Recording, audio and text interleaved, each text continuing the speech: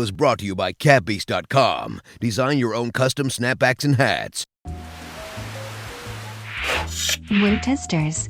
Yo, what's good guys? This is Nightwing2303 from WearTesters.com. Today we got the performance review on these guys right here. So with that being said, let's go ahead and get right into it. So the traction on these guys is as good as it looks. These things are beastly. Basically with this setup, you have complete linear coverage from front to back with that aggressive herringbone that actually is encompassing the entire outsole. And then all of your lateral movements are covered with these two colored areas on the ball of the foot as well as the lateral outrigger. No matter what type of player you are, what your footwork is like, this shoe is going to give you complete traction coverage, no problem. Even in the dustiest settings, they worked really well. All I had to do was just kind of like clear out the outsole a few times and you were pretty much good to go. The rubber itself also feels fairly strong enough for outdoor use. It might not last an extremely long time, but for the time being that it does last, you're going to be receiving some really excellent traction. Now, the only area of the traction that I will complain about is right here at the center where that little X is. Right there in the middle, it's just kind of smooth. And while I never slipped or anything of that nature, it just kind of felt a little different because the rest of the outsole is so aggressive. You just kind of feel really stuck to the floor with every other,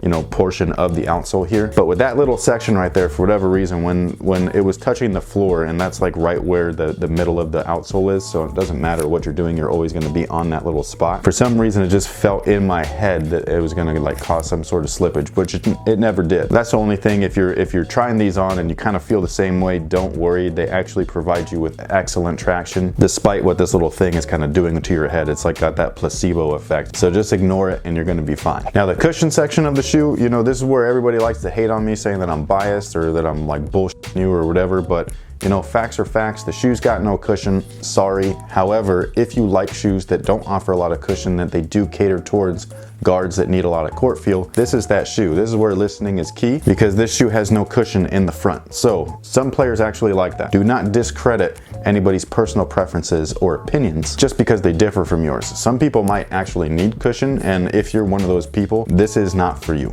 You know what I'm saying? So it's super simple. It's super cut and dry. No cushion, great court feel. However, there is a Zoom Air unit in the heel. I couldn't really feel it. If I really like pressed on that area or really tried to kind of like activate it, then yes, you could feel it a little bit, but overall it's just there. It doesn't really do much. Most of the players that are kind of using this type of court feel setup only ride on the midfoot to forefoot of the shoe anyways, so having that there is kind of like a just in case type of thing. Now right from the get-go, they feel very, very firm. However, they do break in pretty nicely, and I will say that even though there is no cushion on this shoe, the transition is so smooth from heel to forefoot that it didn't really matter. This is one of the most noticeable upgrades between the Kyrie 2 and the Kyrie 3. The Kyrie 2, it wasn't just the tooling, it was also the stiff upper, but they felt a little clunky on court, and these guys don't feel that way whatsoever. They actually feel very smooth, similarly to the Hyper Rev original. That was one of the smoothest transitions I've ever felt. Like, that was such a smooth setup, not just due to the way that the outsole and midsole was shaped, but also because they had full-length Zoom Air. Now these guys don't have full-length Zoom Air, but they feel very similar in terms of transition.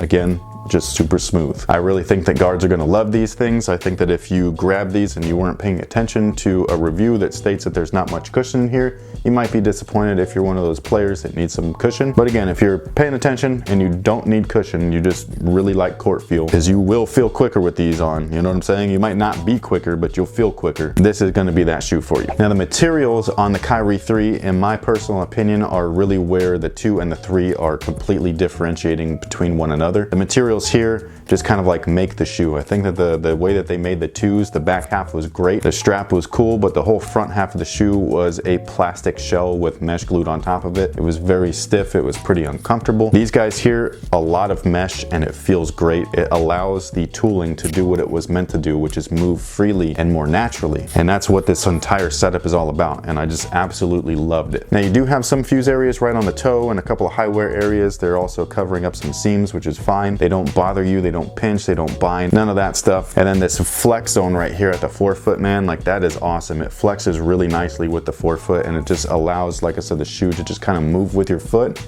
and act freely with you. It almost feels like you're not wearing anything at all. Absolutely love it. And then the back half is still mesh, but it's coated with some Curum or rubber, and it's just for some protection. They still look pretty good, so it's doing its job. In terms of fit, I would recommend going true to size. Wide footers, you might want to go up half a size. They do fit slightly on the narrow side. Narrow enough to where I like it, not too narrow to where it's too much for me. And then lockdown, in my personal opinion, was great. I didn't have any issues from forefoot all the way to the heel. They fit my foot perfectly, and that was, again, like the material, it's just kind of one of my favorite aspects. I just think that they fit and felt really awesome. Support is just basic. You do have an internal TPU shank right here, but it's very small. It's nothing crazy or anything like that. It's a lot of stuff that you see on the team shoes. And then there also is an internal heel counter as well. Most of the support is actually coming from the base. They kind of cradle your foot. You sit in the midsole a little bit, and then you are really low to the ground. There's not a real outrigger on these guys, which you could see it's almost rounded. Not almost rounded, it's actually rounded. Stupid ass. And I actually did land on somebody's foot while wearing these, and I rolled my ankle pretty good, but I was able to keep playing. I was fine. It allowed me to roll naturally. It didn't restrict any of the movement or the motion in which you were rolling. And normally when you have that restriction, that's kind of like when things get messed up. If you're allowed to just kind of like go with the flow, then you're going to be pretty good. And that's what I was in these guys, and I was very, very happy with that because I was pissed when I landed on dude's foot. Dude was my teammate, Keith.